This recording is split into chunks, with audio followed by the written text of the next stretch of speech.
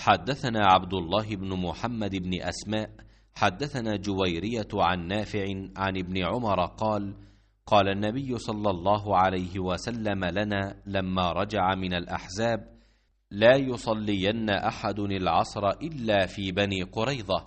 فأدرك بعضهم العصر في الطريق، فقال بعضهم: لا نصلي حتى نأتيها. وقال بعضهم: بل نصلي، لم يرد منا ذلك. فذكر للنبي صلى الله عليه وسلم فلم يعنف واحدا منهم.